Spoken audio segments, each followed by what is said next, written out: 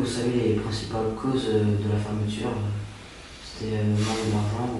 Alors, moi j'ai compris que c'était pas tant le manque, alors ça dépend ce qu'on appelle le manque d'argent, c'était pas tant le manque de capitaux, parce que je crois qu'ils n'ont pas manqué de capitaux en tant que tels dans la structuration du capital social. Voilà, entre l'entreprise, il y avait une holding financière et puis une SAS, je crois. C'est pas cette capitalisation-là qui a manqué, c'est la trésorerie, et la trésorerie a fait défaut parce que très clairement, les commandes ont fait défaut. Il n'y avait pas assez de commandes pour assurer l'équilibre par rapport au nombre de salariés. Alors, plusieurs choses, sans doute. Comme toujours ou très souvent, quand une entreprise a des difficultés, il y a un peu de méfiance qui se fait autour.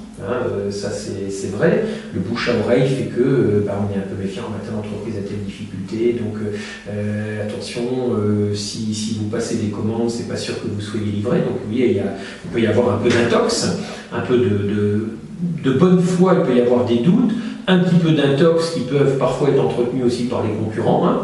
Faut pas être naïf. Et puis il y a peut-être eu aussi des erreurs ou peut-être pas certains créneaux creusés peut-être par la direction. Ça c'est possible aussi. Donc dans tous les cas, moi je jette pas la pierre de toute façon.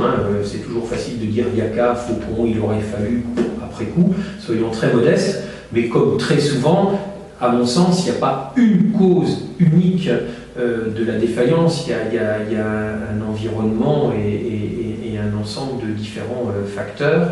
Mais en tout cas, à mon sens, et vu ce que je crois en savoir, ce ne sont pas les actionnaires qui ont fait défaut. C'est pas parce que les actionnaires auraient dit bon, allez, nous on voit que ça va pas très bien marcher, qu'on retire nos billes. Moi, à aucun moment j'ai retiré mes billes, et je sais qu'à aucun moment les actionnaires n'ont retiré leurs billes.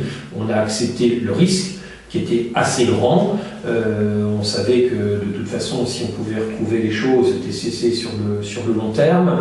On prenait ce risque, donc personne n'a retiré le capital et qui se serait effondré. Parce que ça arrive, ça parfois, que des actionnaires disent on se retire et puis là il n'y a plus rien. Donc c'est pas le cas, c'est plutôt carnet de commandes, confiance, peut-être politique commerciale qui n'a pas été non plus la bonne. Donc c'est tous ces éléments-là, à mon sens en tout cas, et compte tenu des éléments que je peux avoir, sachant qu'au final, on n'a pas eu beaucoup d'infos. Moi, j'avais proposé à la direction plusieurs fois, s'il y avait besoin, lors de l'Assemblée Générale, de relayer des demandes auprès des URSSAF, parce qu'il y avait eu à un moment un besoin d'étalement de paiement, etc. Bon, on ne m'avait pas fait suivre quoi que ce soit, donc après tout, si on ne me sollicitait pas à nouveau, c'est qu'il n'y avait pas besoin, et peut-être que là, on aurait pu nous mettre à contribution davantage. Et que s'est-il passé pour vous lorsque la SNSL a fermé, la SNSL? Alors, à titre personnel ou par rapport à la déception pour les salariés, dans quel sens plus précisément la question? Pour vous, à titre personnel À titre personnel, par rapport à... j'ai compris qu'évidemment, c'était clair, j'allais m'asseoir sur ce que j'avais investi. Voilà, c'était perdu. Et ça, je l'ai compris encore une fois immédiatement. Quand j'ai su que l'entreprise, on a été informés tous par les mandataires que l'entreprise serait d'abord mise en redressement, puis en liquidation. Bon, il y a un moment, quand c'est la deuxième fois que le plan de charge ne le suit pas, etc., on comprend tout de suite.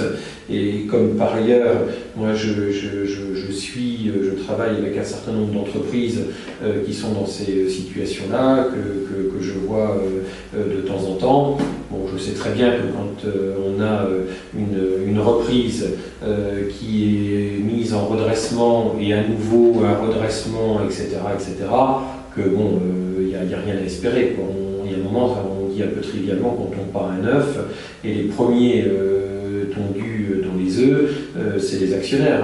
Il y a un peu le cliché, parce qu'on a sans doute l'image du CAC 40, des grands groupes, où ils se font ils se taillent des croupières entre eux, etc., où il y a des parachutes dorés et autres, où on a une image un peu tronquée de la vie économique et de la finance, mais ceux qui suivent ça d'un peu plus près et un peu plus sur le terrain, et comme on peut le faire dans un département comme la Manche, savent que le premier touché, ou dans le capital, ou c'est le commerçant, ou c'est l'artisan, hein, ou le chef d'entreprise direct qui en général a mis lui-même de l'argent dans son entreprise, et parfois caution, et parfois par les banques pris en tenaille autrement, etc. Et puis l'actionnaire, parce que l'actionnaire, c'est en général un petit actionnaire. Moi, je ne fais pas partie d'une multinationale, je ne fais pas partie d'un groupe, d'une holding financière, parce que mon job, c'est pas d'investir dans les entreprises. Donc voilà, je savais, et encore une fois, par comparaison avec ce que je peux connaître par ailleurs, je savais qu'à partir du moment où il y avait redressement qui risquait de se transformer en liquidation, ça serait effectivement zéro, parce que les créanciers prioritaires sont d'abord l'État, l'URSSAF, etc., et que les actionnaires sont vraiment les dernières roues du carrosse. Donc je savais que si j'avais investi Y, j'aurais à la fin de toute façon zéro. Donc ça n'a pas été une grande surprise, mais encore une fois, ça a été plutôt une déception. Pas tant pour moi, c'était prévisible d'une certaine façon, mais plutôt pour l'échec collectif que ça a entraîné, parce que vraiment on s'y est tous mis, vraiment, et là c'est un bel exemple quand même où on ne peut pas dire que les politiques ne se soient pas bougés de tous côtés. Hein. Il y avait aussi bien des gens comme François Brière, comme François Digard, comme Jean-Carl Deschamps, il y avait Conseil Gosselin, donc Conseil général, Conseil régional, il y a donc de droite, il y a donc de gauche, enfin, tout le monde a essayé de sauver SNSL. Tout le monde, vraiment, mais en bonne foi. On s'y est tous mis, d'ailleurs personne ne nous a refusé quoi que ce soit, personne ne nous a accusé de ne pas avoir bougé, donc ça c'est le côté positif, mais vraiment il y a eu l'union sacrée, il y a un moment on fait le maximum,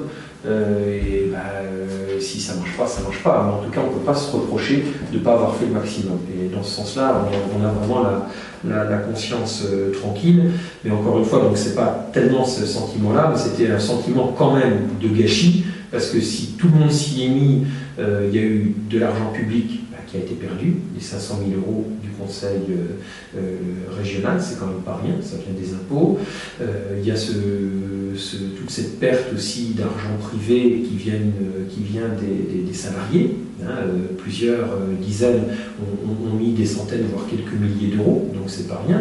Et puis c'est un outil de travail, c'était une belle boîte de chez nous, enfin bon, oui c'est un gâchis. Voilà ce que j'en retiendrai, au-delà des pertes d'emplois, de capitaux, etc., d'un savoir-faire, c'est un gâchis. Il y a un gâchis avec SNSL, et ça c'est quelque chose de grave, parce que on a à l'origine, et ça ne vient pas de ceux qui ont pris le projet il y a un an et demi ou 2 ans maintenant, c'est au point de départ finalement de tout ça, c'est celui qui a voulu faire une espèce de mini-empire dont SNSL était un des éléments, et puis avec quelque chose qui ne tenait pas la route au final, parce qu'on avait affaire à un financier avant d'être un chef d'entreprise, et qu'il a joué un peu avec les entreprises comme certains jouent au Monopoly. Et c'est ça qui est le gâchis initial, il est bien là, quoi.